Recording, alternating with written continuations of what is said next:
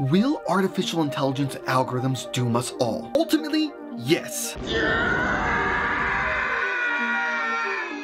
Okay, thanks for watching. Just kidding. Well, not really. It will, but it's more nuanced, so let me explain for all the people out there that are shitting their pants and wearing brown pants that were originally white. Our reckoning is coming, but not for a while because the current landscape of AI is in its infancy. We are in a beta mode, and we got the artificial down, but the intelligence hasn't caught up quite yet. Today's AI is more akin to an advanced form of machine learning than actual intelligence that mimics the singularity. Quickly, for those that aren't familiar with that term, the singularity is the moment in time where a machine's intelligence crosses the Rubicon and can't be controlled anymore. What fate awaits humanity at that point? No one knows, because we don't know if machines will act human-like and scorch Earth eliminate us for being inferior, or act differently since they'd be an awakened entity. Machine learning is built off of algorithms, the same algorithms that ensure that no one watches these videos.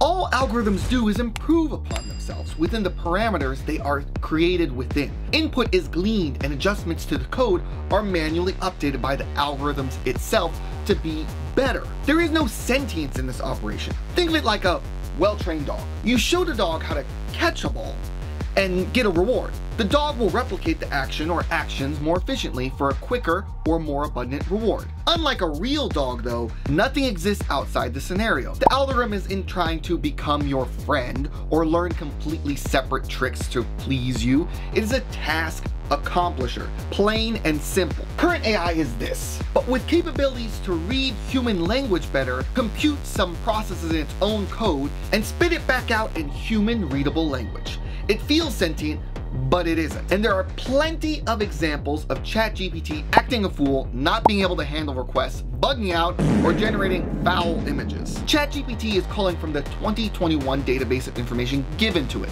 True AI would be continuously connected in real time to all databases and information sources and be able to have an understanding of context, emotions, and tasks and evolve from there. We aren't there yet, so share this video with your paranoid friends. Phew! Let's all take a breath of relief.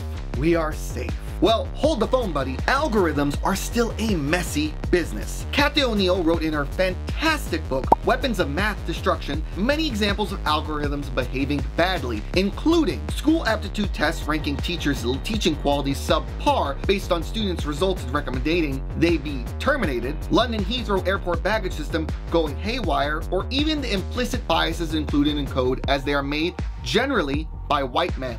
Overall, it is a fantastic book and worth checking out. Here's why you should worry. 9 years ago, 𝐶𝐺P_Grey put out the video, Humans Need Not Apply. We need to start thinking now about what to do when large sections of the population are unemployable through no fault of their own.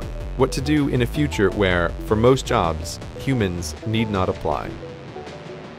Another fantastic video you should watch after this, link in the description. And not only does it highlight how we can incorrectly assume what 10 years of technological growth will change, with the assumption being that the first jobs lost will be low skilled, but also how soon it will happen. Honestly, I knew AI knocking on the world's door would happen in my lifetime, but not this quickly, nor did I think it would show that it has the propensity to replace the high-skilled jobs like doctors and lawyers. 𝐶𝐺P_Grey's video's main thesis is that humanity eliminated the mass need for horses with the invention of cars. There were no new jobs for the horses, and AI will do the same to people. Humans will become horses because it just makes economic sense. Why pay a salary, retirement, benefits, vacation time, and deal with a person's bullshit when you can just pay a large upfront installation cost and have something work for you 24/7, 365 with no complaints? We are already seeing it with the increase in automatic phone trees, automatic bank tellers at banks, some even having no tellers at all, and more grocery self-checkouts. AI is proving it can be creative too with the likes of DALL-E and other software. It can even impersonate voices and faces, leading to adult deepfakes and widening misinformation potential. What world is there left where we have work?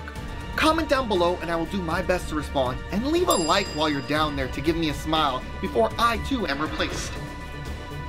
I hate to be all bad news, but it's worth having the discussion, because perfect preparation is everything.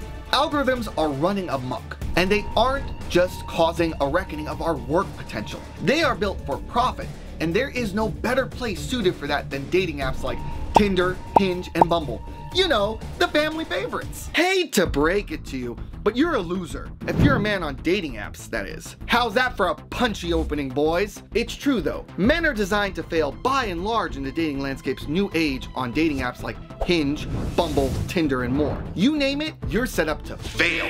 The only Tinder swindler here is Tinder's algorithm swindling you out of reliable matches, even if you pay. So let's break it down in this video. Maybe you've heard of the ominous and ever reoccurring 80-20 rule that seems to permeate our known universe. 80% of sales are generated by 20% of customers, 80% of project value is achieved with the first 20% of effort, or even that 80% of wealth is owned by 20% of the population. This is known as Pareto's principle. Your success on dating apps? It follows the PP rule too.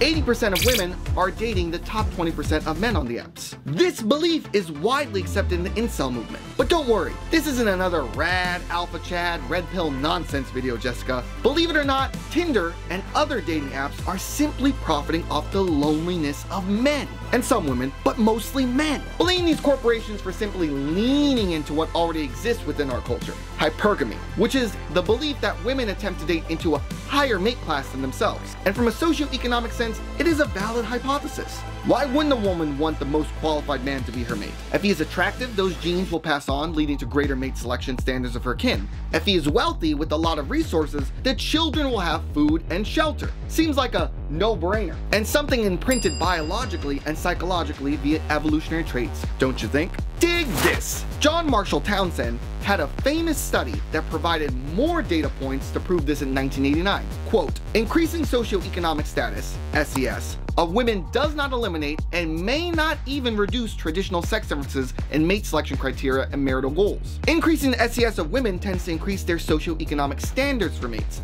thereby reducing their pool of acceptable partners. Increasing men's SES tends to enlarge their pool of available acceptable partners. End quote. How about them apples? Comment what you think down below and I will do my best to respond. Appreciate you. Great, hypergamy is a thing that exists. Now how is Tinder and the others being naughty, you may ask? Well, Cedric wrote a beautiful little article in 2018 that goes into depth, linked with all the other references in the description down below. Now, let Zaddy break the article down for you to its high-level points. Tinder's sole purpose was to attain critical mass usage and began as a free service to achieve that. Tinder tried to be cheeky by presenting itself as an alternative for the young adult versus the more serious dating websites like Match.com. But go figure, it is owned by the conglomerate Interactive Corp, which along with 43 other brands owns the Match Group and its subsidiary dating apps. This allowed it to be free for so long without risk. Tinder is a freemium service that plays on your dopamine responses to get you pay for the service, even adjusting its algorithm to give you less matches the more you use it and a slight boost to your internal attractive score if you pay for the application. To put this into perspective, not only are you battling with perceived hypergamy, but you're battling with an algorithm that is setting you up to fail and only improving your odds slightly if you become a loyal paying subscriber. After all, there is no money in completely getting off the app and falling in love, is there? Let's turn it up a notch, because this is where it goes from bad to ugly for most men. Earlier, we talked about hypergamy and SES, socioeconomic status, and thousands of years ago, this made sense and worked well enough in small tribes and communities. But what world, pray tell, do we live in 2023? A globalized, interconnected one. Picture this. So you have a battling force of women who want the best mate, a mini computer in their pocket that connects them to the world at large, something that wasn't possible even 20 years ago, and applications that want a dopamine response of you using and paying for their app indefinitely by serving you people you won't get for men, and a small percentage getting all the matches and attention having their pick for women. Oh, and let's compound that with superficial matching attributes like looks via a 3 to 5 second evaluation per person, not true qualities and characteristics. What we all end up with is this concoction of dissatisfied and thirstier men not getting dates off these apps, and women with insanely inflated egos. Women have always had the abundance and opportunity biologically speaking. Men pursued the women would be courted, and the man would commit. For thousands of years this worked, and our brains are still wired and growing from that traditional small village mentality. Pursuit of the greatest works within a small village of 10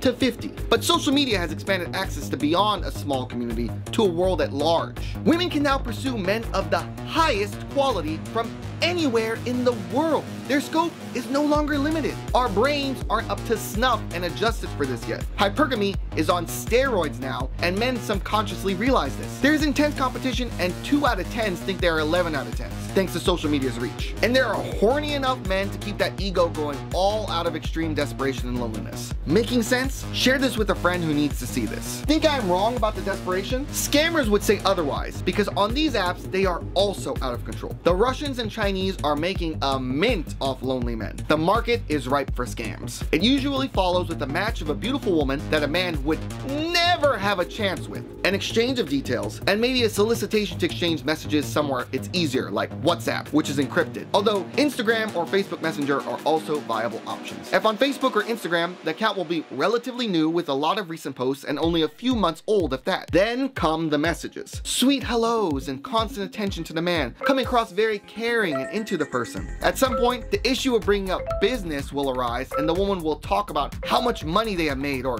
some bullshit to shift the conversation to some crypto coin to invest in. Having felt they got the man under their finger, they will pitch investing with them. Maybe even talking about the future of all the rich, amazing things they can do together. The man will invest the money and wham! Absconding into the night. Woman gets away with the cash and ghosts the guy, and men are left with the shame and lack of desire to really take any action against it. Not that they really could anyway. Rinse and repeat. Wilder still is that these cash farms are actually these women in the photos now more often than not. No longer are they fat, greasy, ugly men behind a computer. There is some sophistication to the operation to sell the dream as a reality. Maybe you say you wouldn't fall for this, but enough obviously do, because it is only growing. And if you aren't talking to a scammer as a lonely man, you may just be getting roped into yet another woman growing her OnlyFans career. And that is an entirely different topic and video for another day on that one. So, what do you do? Well, my advice is not even play this game. Most will lose because, as we covered, only a few will rise to the top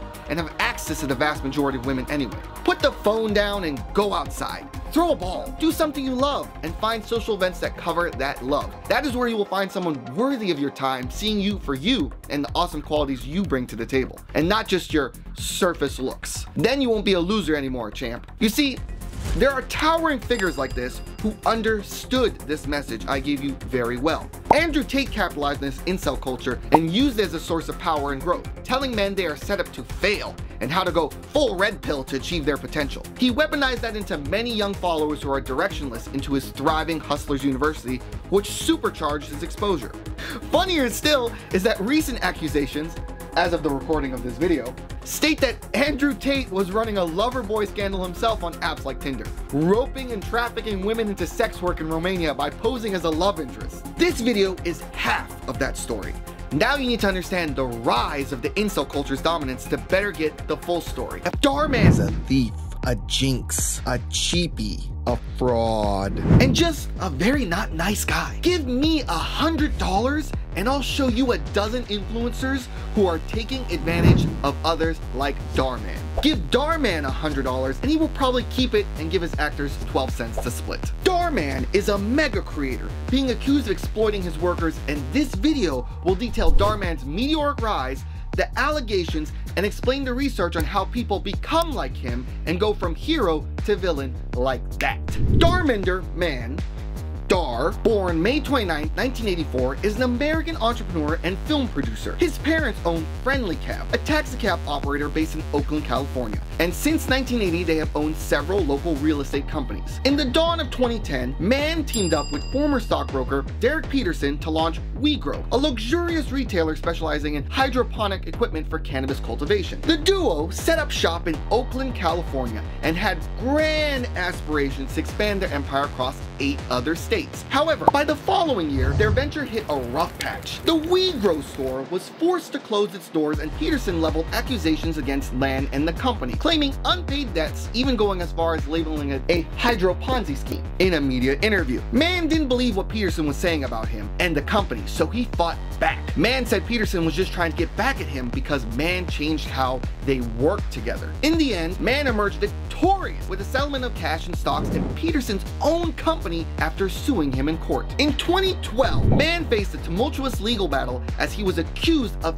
13 counts of fraudulent behavior related to his real estate company, Man-Edge Properties. The charges were related to an alleged deceit of a city beautification program that took place between 2008 and 2009. Man got into some legal trouble and was accused of breaking the law 5 times. He didn't fully agree with the accusations and pled no contest. As a result, the judge made him pay a fine and he was put on probation for 5 years. Man met his fiancée 𝗚𝗏 𝗏 in 2015. Together, the couple managed 𝗏𝒏, a cosmetics company that Man founded in 2015. In 2021, Man talked to New York Times to state the whole situation was expunged. Notably, 𝗏𝒏 is known for his morality play videos on YouTube that he launched in 2018 under the 𝗏𝒏 Studios motif, with video topics usually following the title and story format of X does Y and Z occurs.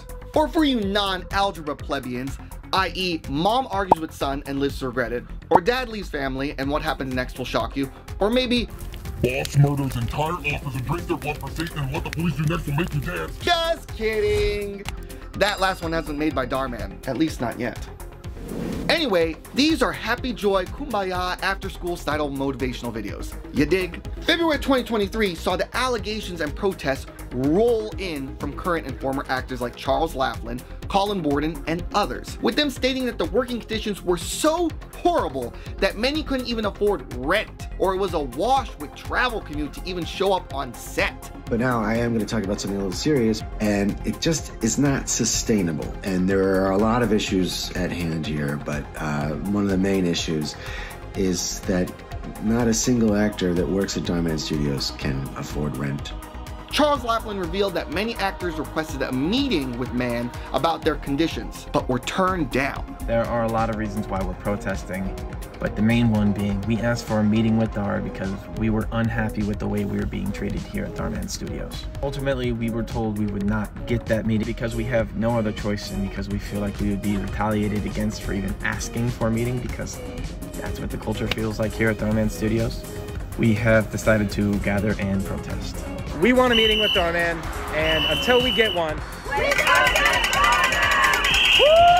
𝗏𝒏, feeling the pressure, buckled and responded with the following. Full response can be found on 𝗏𝒏's Facebook page, but he alleges that an in-person hour-long meeting with actor representing leaders, including head of production, was arranged, but the actor refused to attend, which, as Charles Laughlin stated, was due to 𝗏𝒏's refusal to participate. 𝗏𝒏 alleges that they believe they pay their actors competitively compared to their peers. Actors receive $18 an hour, and speaking role actors receive $33 to $44.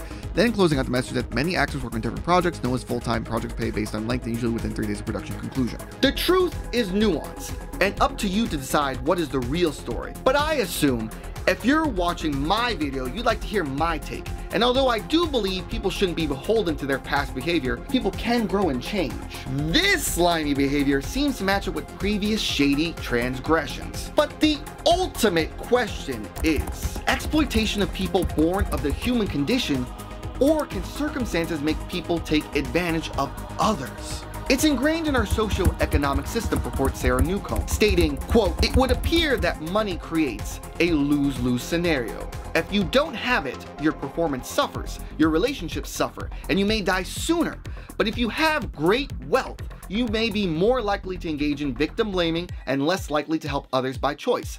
End quote. And she continues that having money creates empowerment, which is great, and studies in a laboratory setting have shown that focusing on money can enhance cognitive abilities and promote self-sufficiency, but it also appears to reduce individuals' inclination to assist others. She refers to a famous privilege study by Dr. Paul Piff at the University of California, Berkeley, where during the game Monopoly, one player had skewed results in their favor, such as more starting cash and being able to roll their dice twice. When these players obviously won, they attributed their success to their own skills, not the privilege bestowed upon them, because our minds cope with privilege apparently by denying it exists. Thinking about money induces a state of mind where we are more achievement-oriented, but less likely to help others or desire for them to want our help, dubbed money think. The concept of money think reinforces the common cultural belief that the wealthy are uncaring, ungenerous, and solely focused on increasing their wealth, perpetuating a negative stereotype about the rich. Those with wealth see those without as other and less likely to help. She concludes this section and the rest of the chapter explaining that if a person wants to will themselves out of being a money-hungry bastard, they can and escape this socio-economic human condition. And she gives tips how. Hear that, 𝗏𝒏? There's hope for you yet. To reiterate, our upbringing and having money does affect our social psychology and how we treat others, but it is no excuse because people can overcome this shrewd behavior and still be good citizens to each other that are less fortunate. So 𝗏𝗏man gets no breaks here for his penny pinching. What do you think?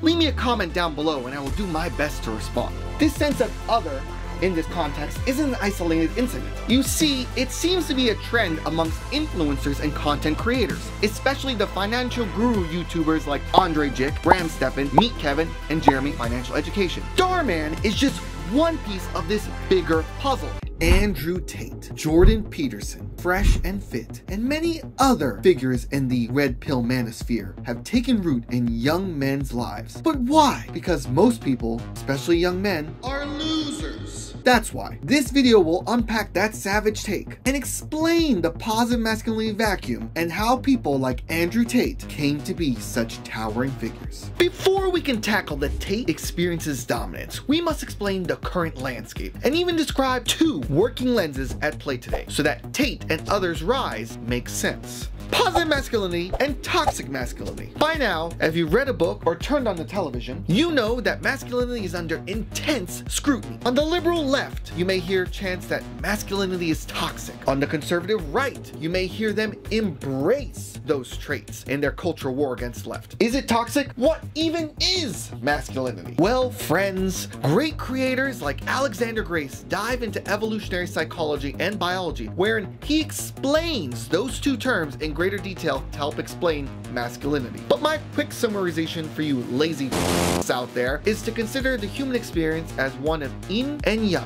Both are required and desire each other. Neither is better than the other. Within this dichotomy, there exists the feminine and the masculine. Typical men and women at our evolutionary core, and thousands of years of society building, saw men being masculine and women being feminine. Masculinity is a rock of stability, protection, leadership, and breaking norms for ultimate success. Femininity can be chaotic, nurturing, caring, and pack harmony embracing. Today's world has flipped the script and claims these norms that are biologically built into all of us are wrong. Men are being told that masculinity, all masculinity, is toxic, and that men should be more feminine. Traits of taking the lead, sticking out, and going for it are being called into question, and obedience is being pushed. Now, there are problematic behaviors of men and things that men have done over the last few centuries, especially towards women, that are abhorrent, horrible, and unforgivable, and that should be called out and corrected. But overcorrection has been happening the last several years, as the baby has been thrown out with the bathwater. Compound this fact with a vicious cycle of not enough good dads full of positive masculinity to raise good sons and daughters, where those improperly raised sons become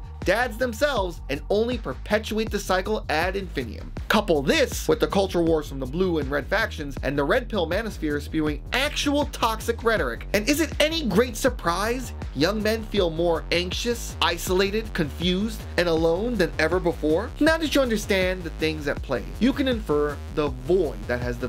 What happens when you encounter a void? You attempt to fill it. Kind of like how I filled your mom last night. Got him! As I was saying, there is a void. Just like the void your father left in your heart when he went to go get cigarettes and milk and never returned.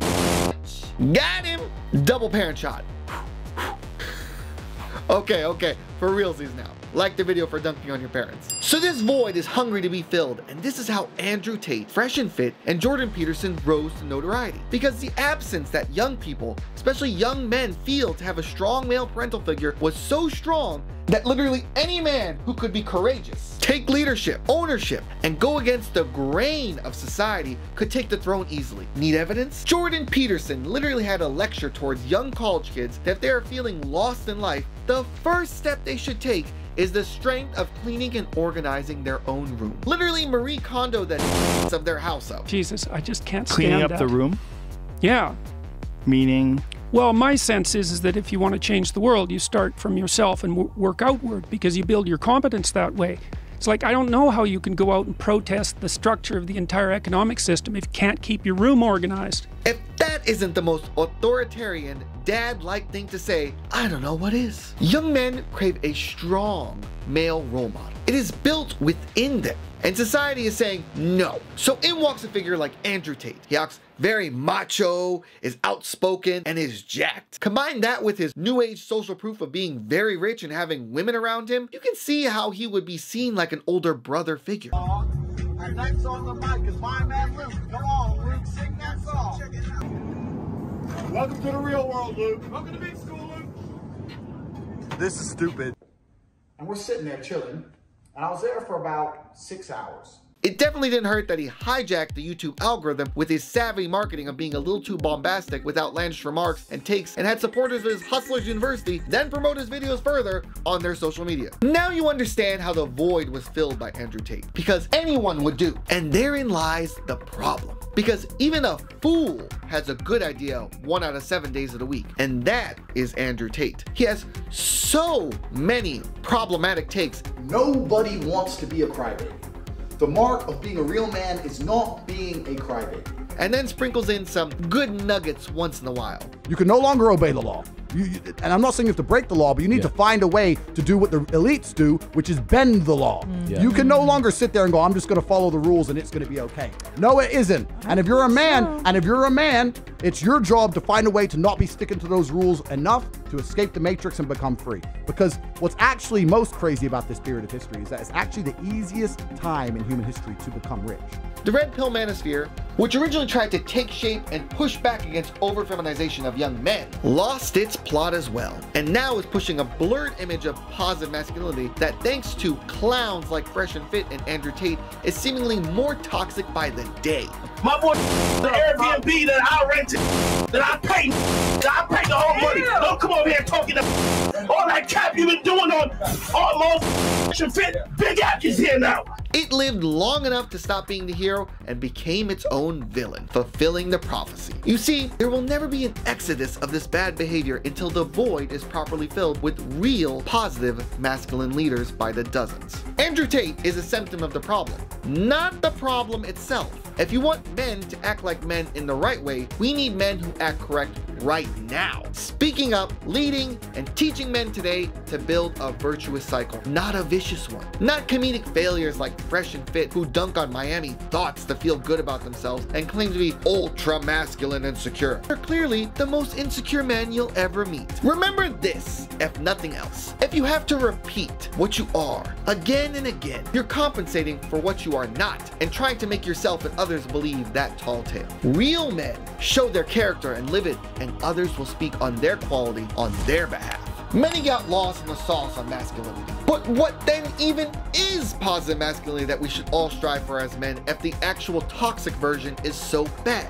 Well, becoming the hero of your own story and being the leader in your life and community. It is taking responsibility for others and being a rock in the calamitous ocean. If you are with a woman, it is being the island full of your experience and going after what you want, wherein they are the boat to dock at your shore to enjoy those spoils. And you provide her solace while she nurtures your inner feminine to propel you to greater heights. And you propel her in return. Positive masculinity is emotional intelligence and doing what is right, even if it isn't asked of you. It isn't easy to obtain, but if everyone was a 10 out of 10 in human growth, half of the horrible in the world would never even happen. What do you think? Leave a comment down below. It is a long journey to redemption here, but hopefully the rise of the Red Pill Manosphere and masculinity is better understood now, and why young men are losers. Characters like Andrew Tate are gluttonous for the spotlight. After all, it is part of the YouTube experience to sell away as much as you can for power and money. Andrew Tate did it with his burning hot 1000 Kelvin takes, while 𝗏𝗏𝒂 did with the gluttonous sacrifice of his body, become the biggest mukbanger on the platform. Both achieved infamy and massive wealth, but for you to understand Andrew Tate better, you need to understand 𝗏𝗏𝒂 better. 𝗏𝗏𝒂 is universally hated yet morbidly observed, but have you considered that he is a monster of our own gluttonous creation? He is, and this video explains how we got him here and must shoulder some of the blame for it. Nicholas Perry, better known as 𝗏𝗏𝒂, is a famous YouTuber from Philadelphia, Pennsylvania, and originally a violinist and vegan pursuing a musical career and promoting a healthy vegan lifestyle before he met his significant other, Orlin Holmes. Afterwards, he changed career directions in 2016. 𝗚𝗏𝗄 moved with home to Colombia, where he became a mukbanger and donned his infamous YouTuber moniker. Mukbang is a South Korean video genre in which people eat humongous portions of food. 𝗚𝗏𝗄 was one of the first American personalities to jump on this trend, and utilizing the typical American methodology of bigger and better, took it to a ghastly hoggish level with the amount of food he consumed. This style, combined with mainstream press promotion by the likes of 𝗏𝗏 in 2018, only supercharged his growth and waistline further. Fast forward to today, and 𝗚𝗏𝗄 has surpassed 1 million subscribers on 2 channels and has 4 others each in the hundreds of thousands of subscribers with millions of views. 𝗚𝗏𝗄 has been covered by hundreds of channels and reactionary content. He is hate-loved by many, ridiculed and looked at and discussed by many more for his style of content. However, even if you would believe he is a pariah of this platform, one thing is for sure, he has proven time and time again that he has the longevity to last on YouTube. Greed, gluttony, and fame all wrapped into a neat little package with 𝗚𝗏𝗄. And we aren't innocent. We are guilty of helping this reality come to be against Perry thanks to the bystander effect and virtuous loops. Let's break down both terms. The bystander effect, as explained by Jamie L. Vernon, was coined by psychologists John Darley and 𝗏𝒄 𝗏𝒨 in 1968. The effect is a behavior that occurs when the presence of others discourages an individual from intervening in an emergency situation. Darley and 𝗏𝒨 were spurred to their studies by the 1964 murder of Kitty Genovese in New York City, a case that became infamous because of the observers' inaction. Although initial reports exaggerated the facts, the truth remained that most witnesses did nothing. A virtuous cycle is typically used to define a business's desired long-term growth strategy, but can be appertained to us commoners. It is simply a positive feedback loop where one beneficial action is superseded by another, and so on and so forth. You sell one product, it goes viral in marketing, and that marketing leads to another 5 sales, which tell other customers this is a hot product that generates 10 more sales. In essence, a virtuous loop. Applied to 𝗚𝗏𝗄's situation, we have a bystander effect where no one is doing anything besides more coverage him and his insanity. And I am self-aware that this video also is assisting in that issue. And a positive feedback loop where that coverage of his insanity continues to net him more subscribers, more money, while no one does anything to intervene except look on. More money, more problems, as the old adage goes, with 6 channels boasting millions of views and millions of eyes on him, as hungry as him for content. It puts Perry in a pickled predicament. How can he change course when he's so financially invested in his lifestyle now? How could he stop creating this type of content when it was what brought him notoriety in the first place? There may be a fear of the unknown within him to make that change, considering he is so heavily invested in this content continuing to thrive. But at the end of the road, if he continues down this path, he will only find himself 6 feet under quicker than most. A meta-analysis conducted in 2013 by Dr. Catherine M. Flegel reiterates that relative to normal weight, both obesity, all grades, and grades 2 and 3 obesity were associated with significantly higher all-cause mortality. Grade 1 obesity overall was not associated with higher mortality, and overweight was associated with significantly lower all-cause mortality. And within the study, they defined those grades with the National Heart, Lung, and Blood Institute's terminology with categories of underweight, BMI of less than 18.5, normal weight, BMI of 18.5 to less than 25, overweight, BMI of 25, less than 30, and obesity, BMI of greater than 30. Grade 1 obesity was defined as a BMI of 30 to less than 35. Grade 2 obesity, a BMI of 35 to less than 40. And grade 3 obesity, a BMI of 40 or greater. As of November 2022, 𝗚𝗏𝗄 weighed over 300 pounds and was 5 foot 6 inches, which would him at a BMI grade of 49 or 50, or grade 3, according to the study, which would correlate to a much higher likelihood of early mortality. What do you think? Leave a comment down below. This is how we are to blame. We feed him views and sustain his lifestyle. Perry has alluded to being 2 steps ahead, but has yet to explain what exactly that means. 2 steps ahead. I am always 2 steps ahead. This has been the greatest social experiment I've come to know. I'm just making an assumption here, but a potential content switch that would save his bacon would be a heroic underdog story of him truly going on a weight loss journey, because we all love a story of someone who overcame extreme hardship. Kind of like the naysayers in the Disney classic Dumbo. Everyone looked down upon him, but he had his comeuppance at the end. Maybe so will 𝗚𝗏𝗄. I can relate to that because I got one of those comeupances, and maybe all of you will hear it someday.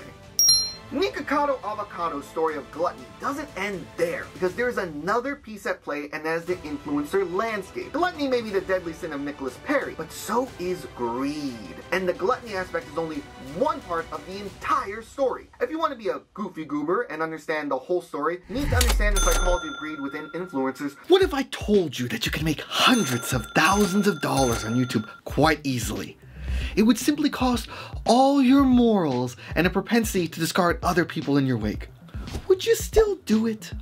These YouTubers did, and this is their story. We got 4 YouTubers on the chopping block today, boys. So let's cover them and their recent crimes against their audiences in their pursuit of unending greed. 𝗏𝗏𝗏 at one point was a magician, but his greatest trick of all was helping to make your money disappear. He's a personal finance and investing YouTuber and author, creating content that focuses on financial education and investment strategies, particularly in the realm of real estate. He started out modestly, championing the high callings of investing in dividend stocks for passive income. He had a private group where he would sing praise of his stock picks, but his infamy came from a bull run market of 2020 where almost any stock was a winner. You could have thrown a dart on any stock and profited. To say this inflated his ego would be an understatement. Eventually, he dove into crypto and raked in the cash from crypto exchange sponsorships. He would acknowledge, like everyone on this list, that this is not financial advice, and then proceed to give you, the audience, financial advice. One notable controversy was in the midst of one crypto exchange becoming insolvent. He advocated to grab your coins and put them in cold storage, and then promoted another crypto exchange at the end of the video. Smash the like button, subscribe if you haven't already. Don't forget to grab up to $250 worth of free Bitcoin right here. Please don't forget to move it offline onto a cold storage wallet like a ledger. Imagine having King Kong-sized balls like 𝗏𝗏𝗏 to not only acknowledge the misgivings and failure of one crypto exchange, but to then, in the same fucking video, promote another. Either 𝗏𝗏𝗏 has no scruples and believes his audience is brain-dead babies, or he's so far up his own ass that he doesn't see the incongruity of repeating the same grift in the same video. 𝗏𝗏𝗏 is a charismatic and astute personal finance guru on YouTube who has made a name for himself as a real estate investor. He's celebrated for crafting compelling content that delves into the intricacies of financial education and investment strategies. Graham, too, would promote questionable crypto exchanges as sponsorships, and together with the other 3 amigos in this story, founded a now defunct YouTube channel podcast titled Millennial Money, where they took massive sponsorship money from the insolvent fraud company that is Sam Bankman-Fried's FTX. How much was never disclosed, but they were a sponsor for every video with their watermark fully present throughout. And with how much cash Sam Bankman-Fried has reportedly spent to bankroll good press, we can deduce it is quite sizable indeed. Graham later apologized about FTX and told his subscribers to withdraw the day before FTX US also went insolvent, but not before with any grace time given to make a difference in investors' lives. He also attempted to excuse himself with the tiny mention that, hey guys, I never promoted FTX on my main channel, so my sin should be forgiven. Graham's apology was akin to giving a reach around and getting splattered in the face. Unexpected and unforgivable. Meet Kevin, a German-American born to immigrant parents who found his passion for real estate after being shaped by his early experiences. His in-laws were in real estate, and it sparked an interest in the field for Kevin. One of the biggest personal controversies of Kevin would be his adamant declaration to his fans who relied on his investment advice that he would not sell his portfolio. He then pulled a 4D chess move and liquidated his portfolio. He also apologized for promoting a cryptocurrency exchange in his videos as well, which is like being told Santa's bringing you presents, high yield returns, and you wake up Christmas morning with shit in your stockings instead. Hello bankruptcy. Jeremy Lefebvre, the mastermind behind Financial Fortress, is a stock investing savant with a decade of expertise under his belt. In 2016, he started a YouTube channel to teach others about investing and money. Jeremy, like 𝗏𝗏𝗏, got lucky in the bull market, which gave him this big energy to think he's an expert while giving repetitive stock advice like buy the dip and be patient, especially utilizing clickbait thumbnails. His website, as of this writing, details that he too sells a course like the others on this list. Did you notice the trend amongst these four? Besides the fact that they were four musketeers from the YouTube Talent Rep Creators Agency on the now defunct Cash Grab Millennial Money YouTube channel, let's break it down. They all profited from being labeled financial experts, and some do have a tad bit of knowledge in certain areas, like Graham actually having done well in real estate prior, but that was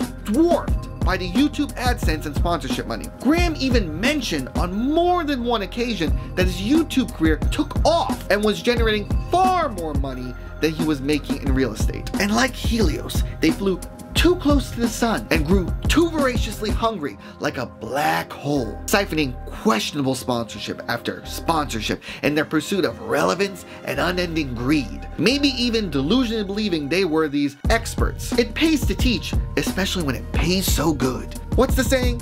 Coaches don't play or whatever? Greed is part of the whole, so let's talk about it. Have you heard the classic story about greed? Well, f you, it doesn't matter because I'm telling you anyway. You're welcome. One day, a countryman going to the nest of his goose found there an egg all yellow and glittering. When he took it up, it was as heavy as lead, and he was going to throw it away, because he thought a trick had been played upon him. But he took it home on second thoughts, and soon found to his delight that it was an egg of pure gold. Every morning, the same thing occurred, and he soon became rich by selling his eggs. As he grew rich, he grew greedy, and thinking to get at once all the gold the goose could give, he killed it and opened it, only to find nothing. Greed is within us all. It's as simple as wanting that shiny new car, desiring a bigger salary and more, but it can get complicated to really define. Pulling Terry G. Sunton's work from the psychology of greed, it is shown that it exists on different levels to discuss. Greed for material, non-material, love of money, philageria, love of wanting more things, planexia, which could also broadly include gluttony, lust, and power, success. Then there's greed of attention or acquisition, and then is it emotional or is it motivational? Homie, it goes deep. So let's just stick to this paper's dictation on when it occurs and typically by whom to tie it to our influencers. Yes, queen!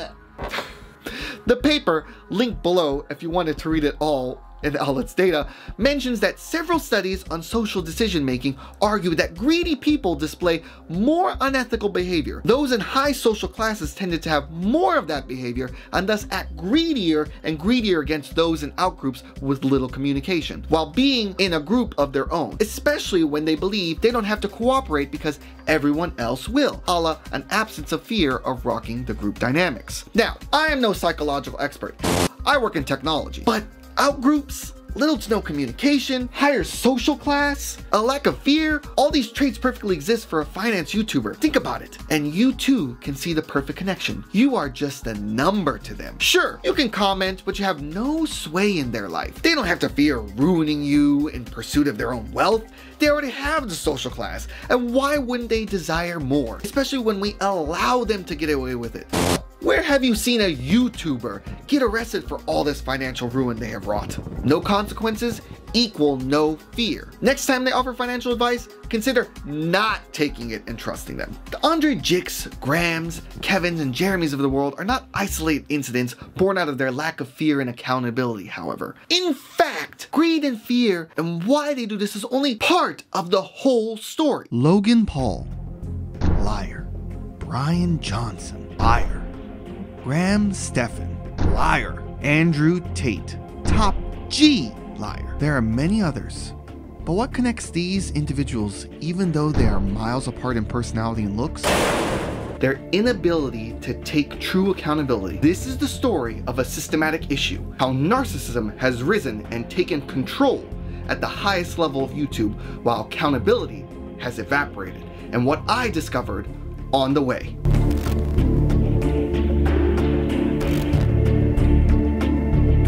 Narcissism, an often overused word commonly used today as a triggered comeback response, needs to be defined here for context. The Mayo Clinic defines it as narcissistic personality disorder is a mental health condition in which people have an unreasonably high sense of their own importance. They need and seek too much attention and want people to admire them. People with this disorder may lack the ability to understand or care about the feelings of others. But behind this mask of extreme confidence, they are not sure of their self-worth and are easily upset, by the slightest criticism. And some traits of those with NPH are belief they are superior to others and can only spend time with or be understood by equally special people, take advantage of others to get what they want, have an inability or unwillingness to recognize the needs and feelings of others, expect special favors and expect other people to do what they want without questioning them, and they respond to criticism by having major problems interacting with others and easily feel slighted. You messed up, you failed, and you're taking other people's money who trusted you. That's why it looks bad. That's why it's a scam. I mean, if that's what you want, if that's how you want to label it, then sure. How would you label it? Somebody makes a bunch of promises. They don't go through with it. They don't notify the community, and then they rug pull the liquidity, 90% of the liquidity. What would you call that? I would call it pretty logical. Logical.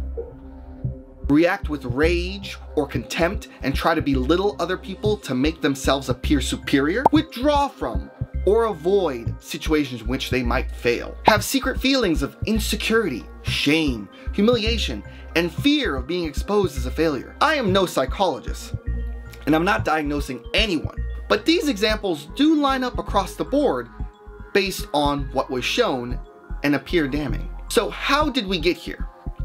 What I discovered is, well, we gave them this power in the spotlight. Let me explain. Parasocial relationships are on the rise. For those not in the know, parasocial relationships, as synthesized by Cynthia Vinney, are long-term bonds created and maintained with a media-like figure that extends outside a listening and viewing session. Think interacting with all your creators on Twitter, Instagram, and Facebook. If it is within and contained within only one session, it is a parasocial interaction. But both parasocial interactions and parasocial relationships can cycle and feed off each other.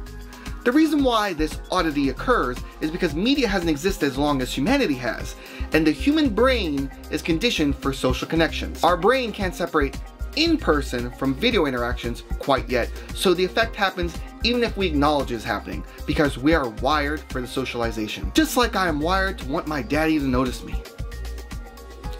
Just kidding, my dad is dead. Data suggests that parasocial relationships are on the rise.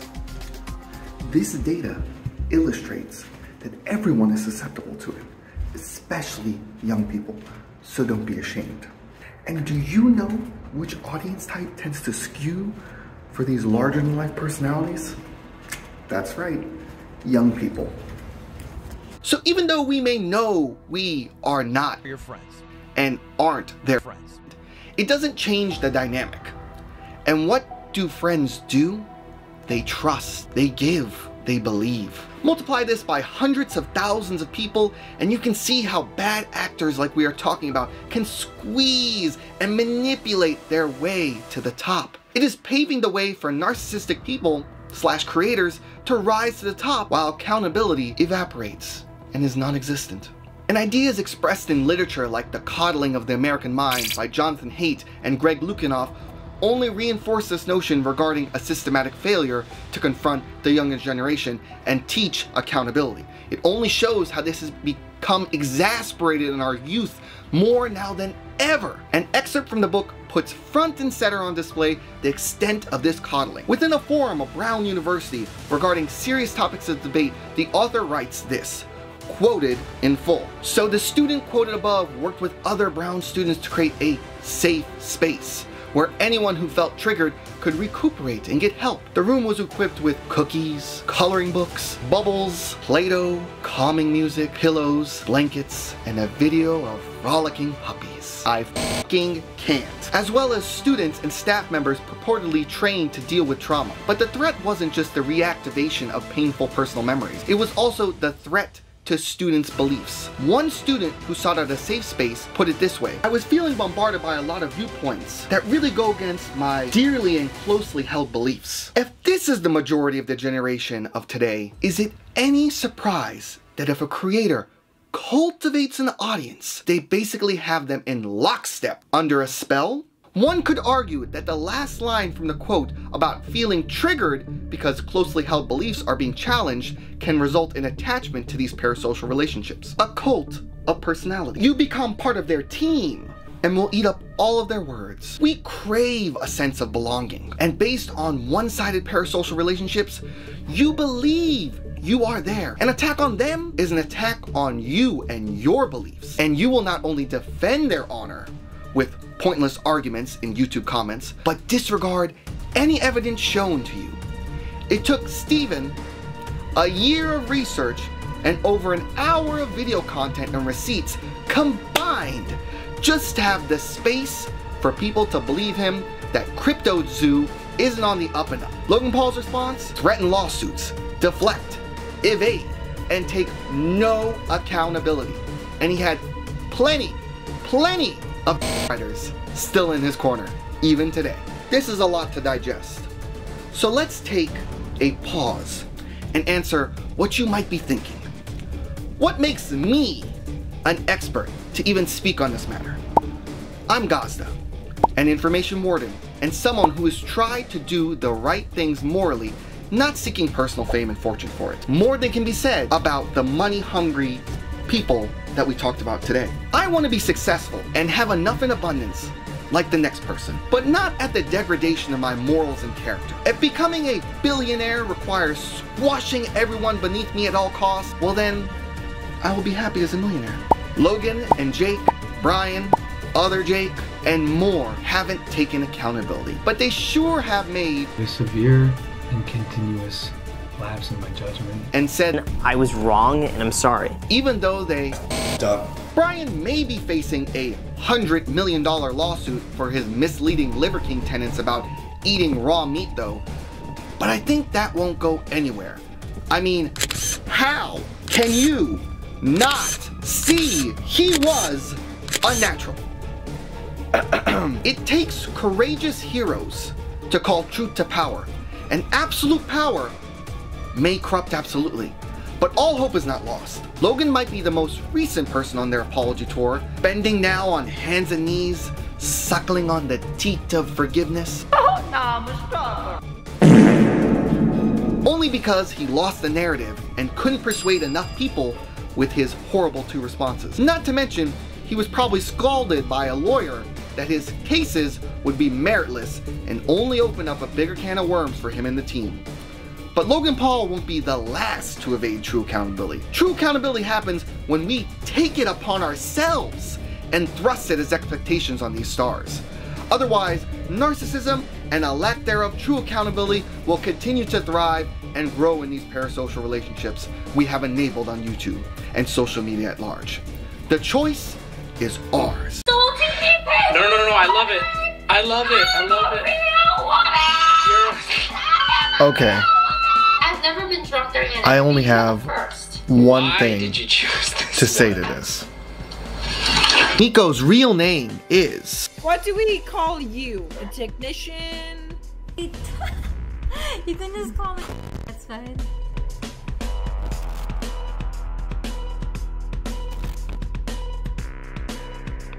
What's up guys, it's your boy GAZDA, back at it again with another episode of Exposé, this time coming to you from a neon-like void. Do you like it? In today's video, we are going to switch gears of the series to a person instead of a topic. 𝐾ODE_MiCo, aka 𝐾ODE_MiCo's technician's real name, spoiler alert, it's not Miko. I'll reveal that later, so stay tuned. With 𝐾ODE_MiCo recently getting banned again, and unbanned, it made sense for us to explore her amazing journey as she prepares to return. In this video, we will excavate everything we know about her, answer if she is the future of Twitch and VTubing streaming. If you're new to Exposé, this series, link up here, covers human intrigue like people, politics, culture, and more, with facts first and available at the bottom. Now subscribe and ring that notification bell before I drop kick you. It's free. One of the writers at Jinx, Andres, states that 𝐾ODE_MiCo, that which Miko the technician operates, is powered by a $30,000 X-Sense suit utilizing the Unreal Engine software. Owning and operating this suit is no joke with that price tag, But Miko is not some ordinary streamer who just bought this suit, put it on, and is growing exponentially now. She also got a discount buying it at $13,500 as revealed by 𝗚𝗏 𝗨𝒃 from 1eSports. He also states that Miko's background is in research and development, and she took her experience from that in live animation to create Miko. Really quick, if you're getting value and enjoying this video, smash like and leave me a comment because I respond to all of them and it helps the channel out more than you think. Anyway, everything you see in a CodeMiko stream is engineered, rigged, created by her. There is no outsourcing or insourcing or resourcing. If you have seen a stream by her, you know she has created this interactive adventure for her users where you can apply big boobs or exploding bodies just by interacting with the stream. It is quite impressive, really. If you've never seen a stream by her, you may or may not remember a certain show from the early 2000s called Space Ghost Coast to Coast. This was an interview talk show with Space Ghost reimagined from his Hanna-Barbera cartoon hero self and super implanted as a talk show host interviewing real people with hijinks regularly occurring for the viewer to watch. But Ted Turner won't let us have pets in the studio ever since Banjo. Banjo! Ted Turner? Who's that? Ted owns a Zorak. He can push us around. Even you, Hulk. Well, I don't know. What if Ted made you do Xeroxing all day? In an apron? Would you pile drive him? You would, wouldn't you? Because you're a tough guy. You're Mr. Tough. CodeMiko is a spiritual successor as the technician mocaps CodeMiko and interviews guests with the same kind of hijinks. No, I love it. I love it. I love it. Okay. I've never been drunk during an I only have one thing did you choose this to say to this. What's happening? Miko, you're in The stream is crazy. Yes. We're in SoCal. And I love it. Los Angeles. Okay, I'm in San Diego. Born and raised. San Diego. Where do you live? I will visit you. Where do you live? Is that Nuts. No. Watching her streams, you'll hear numerous times she envisions a more hyper-interactive future with her audience. A future for her and her fans that doesn't rely so much on the interviewing, but more of an interactive RPG video game, as even stated in an interview with K.O. Michael. Miko, like any great streamer, isn't without her controversies that have even led to temporary bans. In the same interview with K.O. Michael, she admits that the reason for her latest ban was unknowingly revealing someone's information when discussing online harassment, stating, "At this particular moment, we were talking about female harassment online, and I asked her what was like the worst comment she had ever received. When I saw the email, it was pretty bad and was more like a threat than a comment. From my experience, threats are almost never from a user's actual email address, but when I threw up the screenshot, that is basically what got me banned. I violated terms of service around privacy." Because Miko is a saucy girl, she has found herself in trouble another 2 times, revealing too much skin, exposing the vaginal area in a costume. Now, calm down, horn dogs. Miko was revealing too much skin, not technician, you sick, degenerate, putrid scum of the...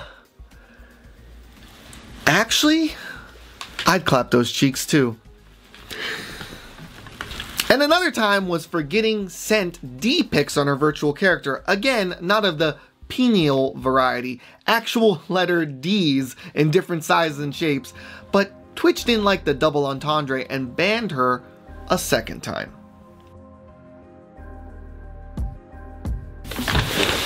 Now then, let's add this all together and speculate on the future with everything we now know and the crash course that is CodeMiko. Miko purchased at a huge discount an accent suit for her motion capture adventures. She hails from a background with great familiarity in animation and research, built Miko from the ground up and continues to add and expand to the experiment, and is showing no signs of slowing down. Is this the future? Not even close.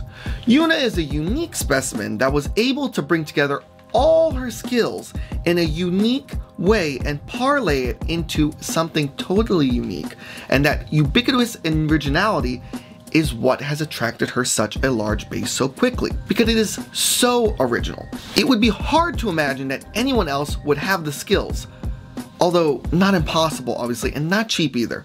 But it would be hard to imagine everyone would have the skills and also have the same powerful burst to push through to shattering success again.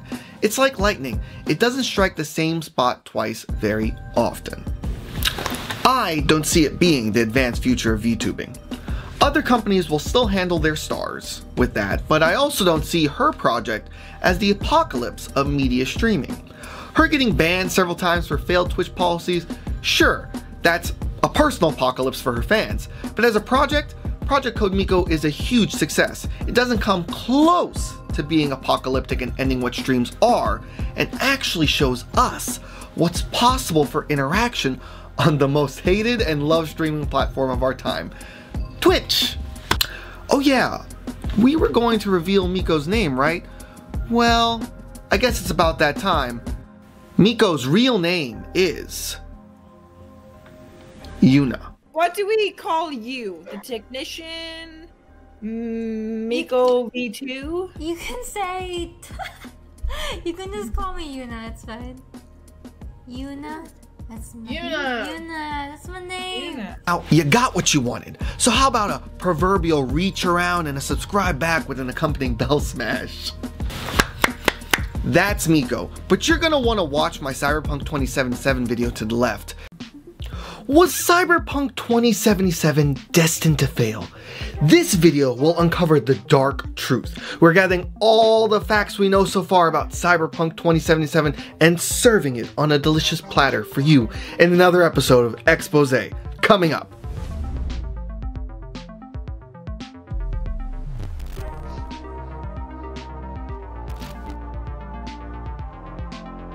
What's up guys, it's your boy GAZDA, the hostess with the mostest, the information warden himself.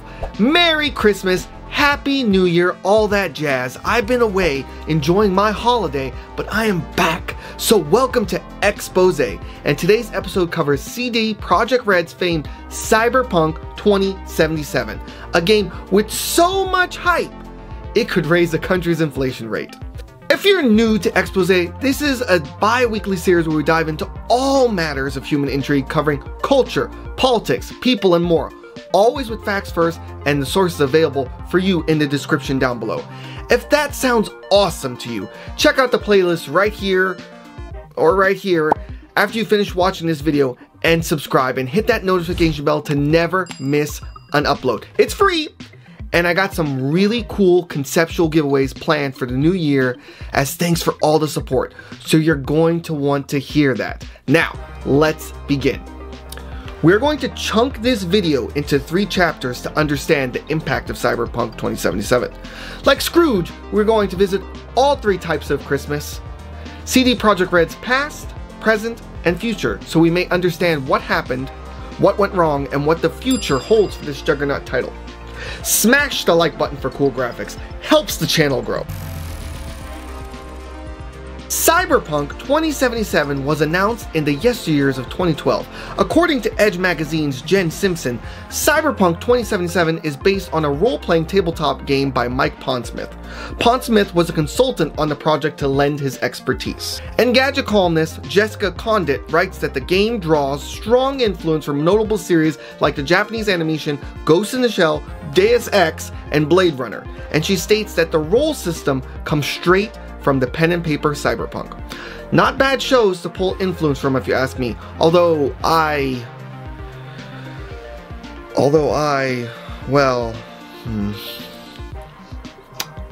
might get canceled for this, but never caught the hype train for Blade Runner. It was a cool movie, I guess.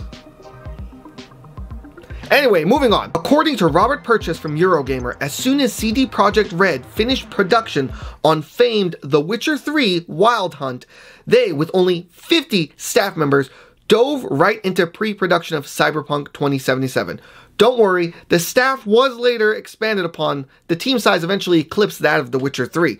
However, how long into pre-production before that occurred, and to what stage of framework were they on that could have impacted them later is not revealed in this article. The game was meticulously planned with groups focused on only one area of expertise, an entirely new studio opening up, and big names like NVIDIA for ray tracing and Q-Lock for quality assurance. Optimization was at the heart of the mission as claimed by this studio, yet for all intents and purposes, we know that wasn't the reality. No, not even close. Delays, delays, delays. That was the plague train of being an obedient fan salivating at the lips, waiting to take a bite into this game as every planned release got pushed back by the developers, claiming it just isn't done yet. But hold on, it's coming soon and will be worth it, we promise. CD Projekt Red proclaimed that they won't release an unfinished game and that you wouldn't enjoy it either, so we'll be ready when it's ready. Come November of 2020, it looked like this was it. Finally, no more delays. The game will finally officially launch on December 10th of 2020. 5 days, 4 days, 3 days, no last minute announcement delays, 2 days, almost there, 1 day. It's tonight. And then, the unthinkable.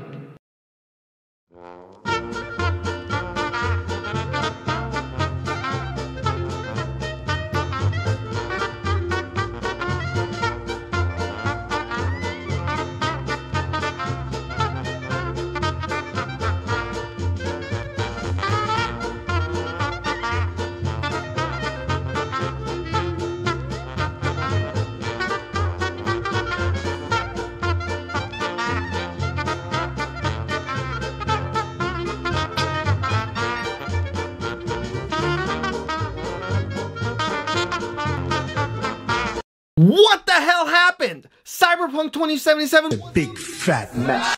Naked players, T-model player posing, crazy driving mechanics, and more insane bugs. Why have the development gods forsaken us and only left us with a Dawn creator? Clarity arrives. Reviews from critics start pouring in. PlayStation 4 and Xbox One reviews are very mixed. Turns out reviews by critics like 𝗏𝗏𝒄𝒌 were based on the PC version. And you needed a souped up computer at that to run it like they experienced. But wait, there's more!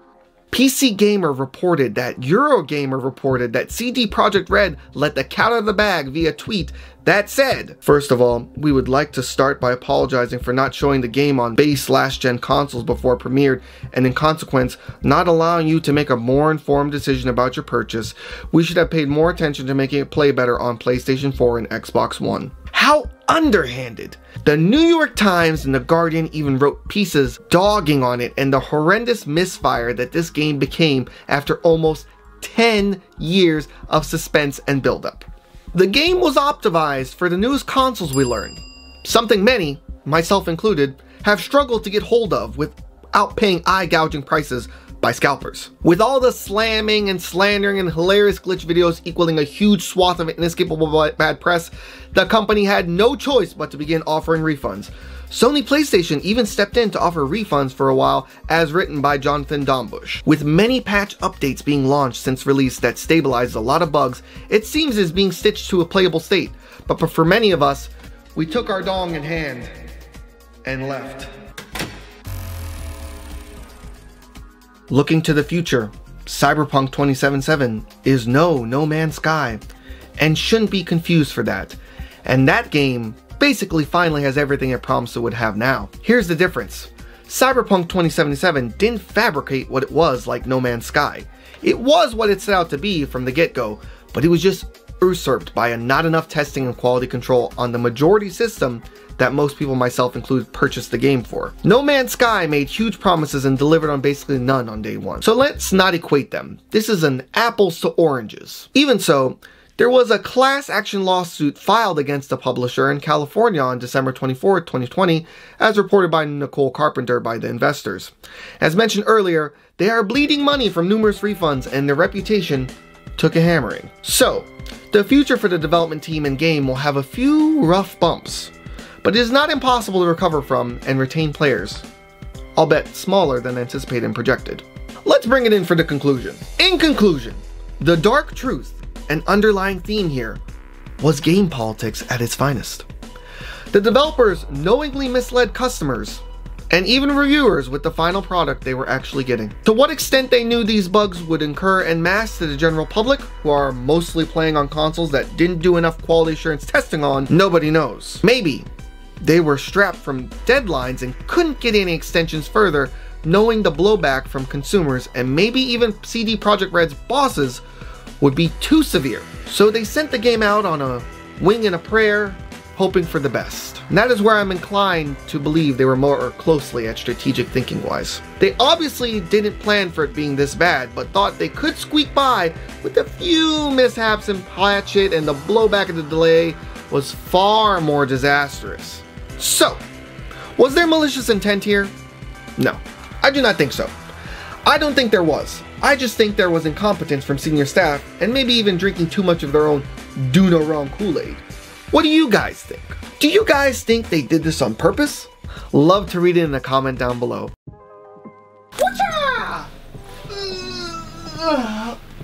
Oh, hey guys! Woo! I just got back from Washington, D.C. on January 21st, 2021 for the new president's inauguration.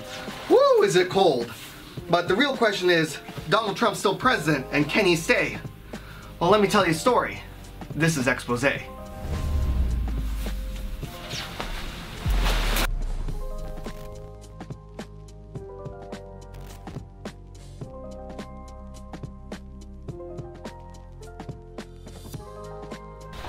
What's up guys, it's your boy GAZDA. Welcome to another episode of Exposé.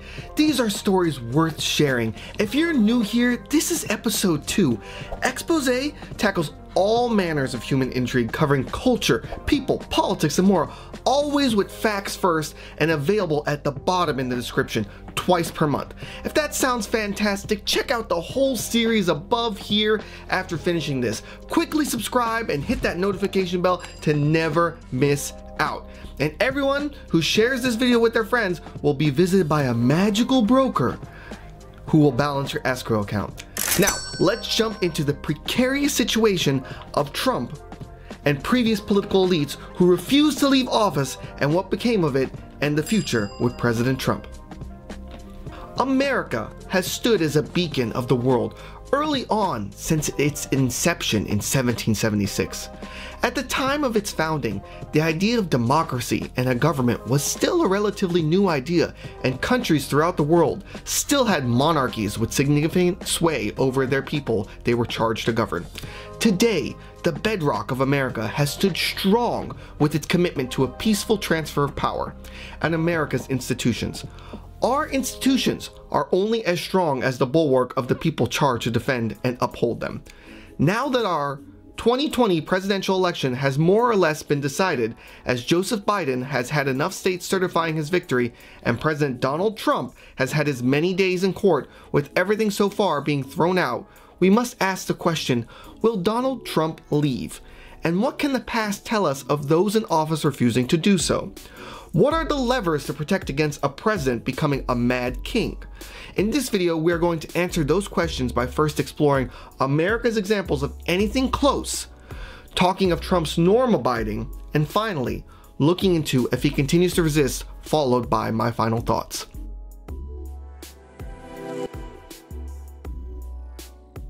When we, in America, look at leadership and power in politics, we believe we are exceptions to all the rules. Yeah, coups happen in other countries like Sri Lanka and South Africa, but not here. We tell ourselves it can't happen here. And although no president yet has refused to concede and turn over the keys to the executive branch to the next newly minted president, that doesn't mean other lower offices haven't tried to disobey the will of the voters. Barbara McQuaid, former U.S. District Attorney for the Eastern District of Michigan, wrote earlier this year on 3 explicit examples. The first being in 1874 by Governor Edmund J. Davis, the incumbent who lost to Richard Koch. The margin of victory by the Democratic challenger twice that of the Governor Davis in 1873. Governor Davis claimed that the election was tainted with fraud and intimidation, It went as far as to the state Supreme Court, who had all been installed by Governor Davis. They subsequently ruled the election unconstitutional and invalid. The Democrats urged the public to balk this decision and proceeded with Koch's inauguration. On that day, Koch arrived with a squad of sheriffs. Davis locked himself downstairs in the basement with a group of state troopers. He reached out to President Ulysses S. Grant for federal officers to assist him, to which the president refused. And 3 days later, Davis stepped down. Another example shared by McQuaid is in Georgia in 1946. The governor-elect of that election cycle died unexpectedly. A standoff of who should assume power occurred between the governor-elect's son, the lieutenant governor-elect, and the outgoing governor. The state assembly voted to appoint the position to the deceased governor-elect's son. The outgoing governor refused, and for a moment in time, both the outgoing governor and the governor-elect's son were both occupying the governor's office, until the governor-elect's son had the locks changed, forcing the outgoing governor to relent. Ultimately, the state Supreme Court declared the position to be charged and executed by the lieutenant governor. Evidently, it appears nepotism did not prevail. Finally, McQuaid shares Franklin D. Roosevelt's refusal to yield the presidency after 2 terms, having ran for a 3rd and even a 4th term. George Washington had set the norm that a president should only serve 2 terms, and until this point, everyone before FDR had exercised this norm, but FDR did not. It wasn't until 1951 that the 22nd Amendment was enacted that barred a president from serving more than 2 terms. It was enacted due to the growing threat of a permanent executive, aka something akin to a king. What threads do all of these share? A thread of refusal to norms and practices. There appears to be a lot of gray area in believing morally people accept norms and practices on good faith. But these real examples of American history show that in order to make a norm something followed, you have to plan for an unscrupulous actor. You have to make it a law, just as the 22nd Amendment did.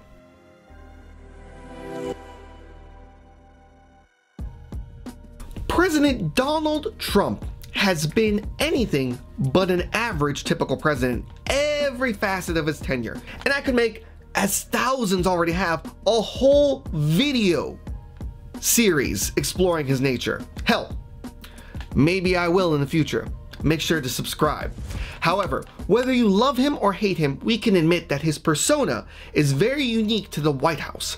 President Trump has had multiple challenges in court regarding this election, but many of these cases have been thrown out and dismissed. Sam Norman of Fox News reported the Pennsylvania Supreme Court threw out the election observer's challenge. Thomas Barabi, also of Fox News, reported on another Pennsylvania court case being thrown out, trying to dismiss absentee voters because they had missing information. And there have been countless others, not just from conservative sources. It appears now, however, Trump will abide by the norms and leave office as he is considering running again in 2024, according to rumors reported by NPR's Tamara Keith.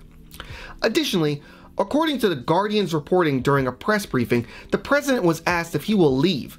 Here is that video in full. Just to be clear, if the Electoral College votes for Joe Biden, will you concede? Well, if they do, they made a mistake, because this election was a fraud. Just so you understand, this election was a fraud. I mean, they have Biden beating Obama on Obama's vote in areas that mattered in terms of the election, in swing states. And yet he's losing to Obama all over the place. But he's beating Obama in swing states, which are the states that mattered for purposes of the election. So, no, I can't say that at all. I think it's a possibility. They're trying to, look, between you people, don't talk to me that way. You're just a lightweight. Don't talk to me that way. I'm the president of the United States. Don't ever talk to the president that way. All right, I'm going to go with another question. Go ahead. So if the Electoral College does elect President-elect Joe Biden, are you not going to leave this building? Just so you, certainly I will. Certainly I will. And you know that. Exposé will always put the facts first, whether they suit the narrative or not, so that you are fully informed And I have to be that information warden to let everyone know that President Donald J. Trump's insistent hypothesis that this election was full of fraud and illegal voting to this day has not been proven with any evidence and is opinion-based, anecdotal, and false based on all evidence available. Former cybersecurity and infrastructure security industry director Christopher Krebs stated, ICYMI, in case you missed it, on allegations that election systems were manipulated. 59 election security experts all agree. In every case of which we are aware, these claims either have been unsubstantiated or are technically incoherent. Hashtag Protect 2020. Former Director Krebs' job was to ensure that this election was as secure as possible. Just as a final thought. What if at the midnight hour or within the next month and a half, President Donald Trump pulls an about face and reneges on his promise to leave office if the electors choose President-elect Joseph Biden on December 14th? May be a question you are asking. Well, according to the U.S. Constitution's 20th Amendment, Section 1, it states the following. The terms of the President and Vice President shall end at noon on the 20th day of January, and the terms of Senators and Representatives at noon on the 3rd day of January. Of the years in which such terms would have ended if this article had not been ratified, and the terms of the successors shall then begin. So, in the event that the electors do choose President-elect Joseph Biden on the 14th of December, which by all accounts looks to be extremely likely, whether he likes it or not, he being Donald Trump, he won't have any power at noon on January 20th. This is one example where there is no gray. It is cut and dry. His power evaporates. He could theoretically order anything, any form of protection to him that day, but after noon, he loses all power. And personally, I don't see Trump as the type to lock himself in the basement. A basement? That is a shithole, when he has literal palaces to return to. Bye-bye.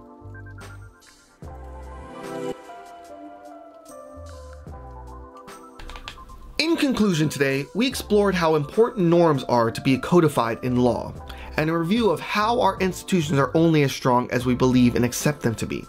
We provided 3 examples in American history that highlighted how they can be eroded by people. We then looked at Trump's options and what could happen if he tried to go the route of the 3 examples. Remember, if you want to make your voice heard, whether you're conservative or liberal, you need to speak up. You need to be involved, and you can't expect your elected officials will have your best interest if you're not showing them. You will vote them out if they don't listen to you and aren't getting involved. Stay informed and stay involved. Oops. It looks like I'm fading back to my future timeline. It appears I have stayed much too long. Remember to subscribe and share this video with all your friends and continue the conversation with my past self down below. That's it for this video, guys. See ya! Happy Election Day! Today is November 3rd. 2020, and America has a huge decision on its hands. No matter who wins, I believe there is something more sinister in the works. Don't believe me? Well, let me tell you a story. This is Exposé.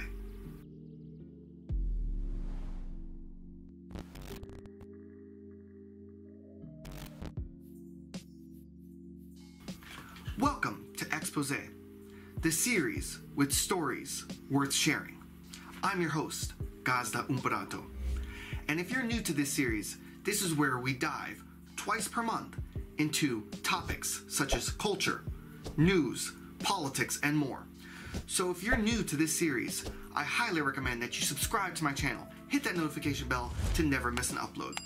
Now, let's dive into why I believe America may be facing a civil war after this election. For us to understand where we are going and what may be yet to come after this presidential election between Donald J. Trump and Joseph R. Biden, we must understand that people are in a lot of aspects cyclical and repetitive. As such, looking back often allows us to look ahead. History tends to repeat itself, as they say. Today, we are not faced with red versus blue.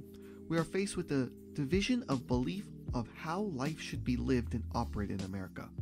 We had an America ripe with strife and tolerance. It was April 12th, 1861 through May 13th, 1865.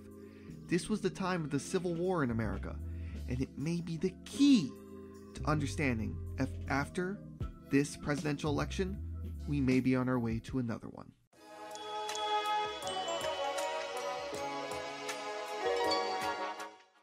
Classism is as old as time. However, something today is different.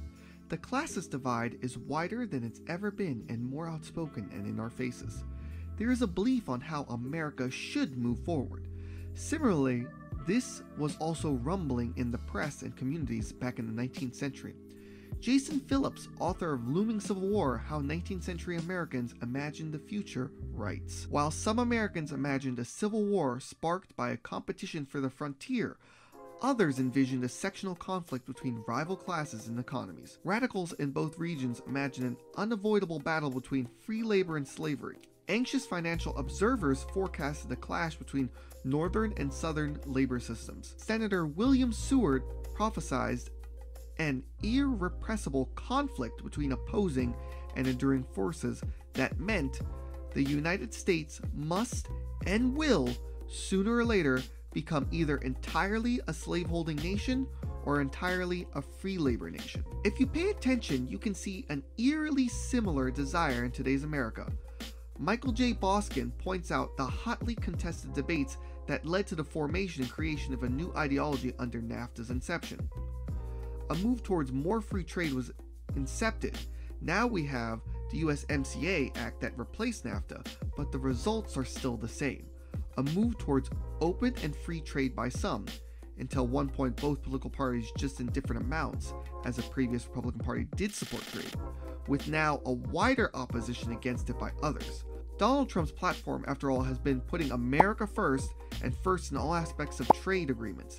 It is straight out of a populist playbook. A wide dichotomy such as this is similar in a two-sect belief system that existed between the North and South in the 19th century when debating if labor systems should include slavery or not.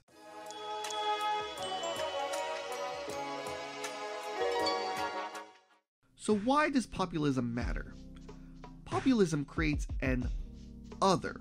This other is usually defined as an enemy against the masses. The other can be anyone or anything, but usually is a powerful force or powerful set of people from which the people can thrust their blame and grievances upon, desiring retribution.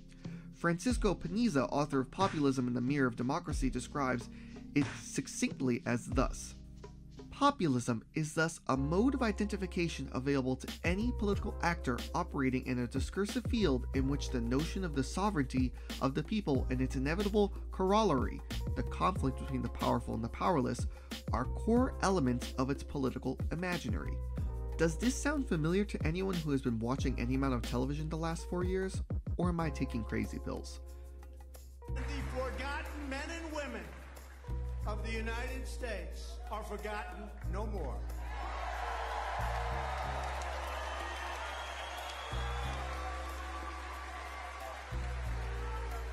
You're the great people. You're the great people. Populism grinds a blade of autonomy within it. This idea of taking power back from the elites, restoring what was taken from you by those too powerful to stop. Populism usually includes a strongman figure.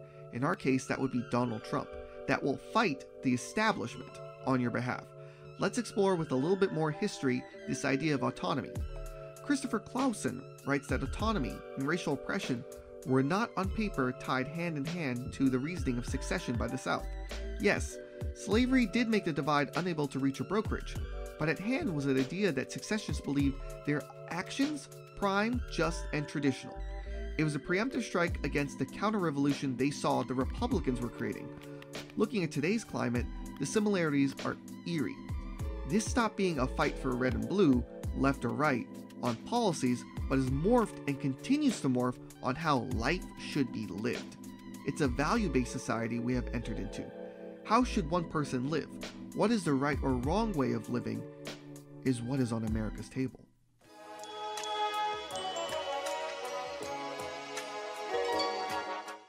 Now let's look at the end of civil war so we can potentially see our future. If we are to explain what we may be encountering very soon, it again helps to look to the past to see how civil wars were ultimately resolved and a normative state of acceptance of difference was reached. Viewing history's lens in this regard enables us to envision how America can move forward together again. Caroline Hartswell gives a few examples in her piece, Stabilizing the Peace After Civil War, an investigation of some key variables. Two strong factors she purports is the failure to include an outgroup or minority group within the country's leadership/administration to help quell tensions, and building horizontally on that, a strong, robust, and stable leadership/administration. Examples they give include the Sri Lankan prejudice and unfair treatment of Tamil people for the former example, and the instability of the Congolese president Laurent Kabila for the latter example. In essence, what this means is bridging the divide by the administration and control, trying to find middle ground and including the opposing faction in positions of leadership with buy-in. No matter which administration wins out, this information is vital to adopt and implement lest we prove again how history will repeat itself.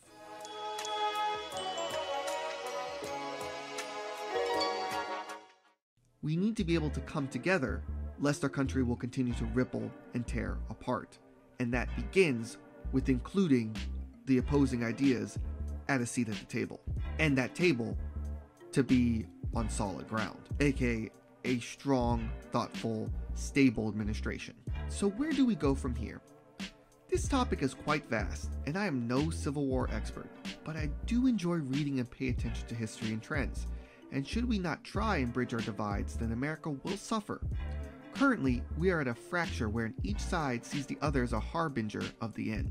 The symptoms of the other have settled in, and dehumanizing tactics are already taking root in the typical us versus them mentality. America has avoided a complete breakdown for many years due to the strength of our institutions and belief in their ability to work. Many countries have succumbed and lost their democracy. America's exceptionalism isn't exceptional enough to avoid a similar fate. If you agreed and enjoyed this video, share it on social media to help inform your friends and reach out to someone you would disagree with and start a dialogue. Simple moves like this can bridge our current divide and restore us. We are all in this together. Alright guys, that's going to do it for the first episode of Exposé. Remember, if you want to see more content like this, you need to hit the subscribe button and ring that notification bell. It only takes a second, and look how many people are actually subscribed versus how many people watch my videos. Just do it really quick, it's free, and don't forget to smash like and leave a comment. Let's continue the conversation down below. My question of the day for you guys is, do you believe that we are heading towards a civil war? Why or why not? Can't wait to read your comments. I respond to all the comments, and I will see you guys for the next one.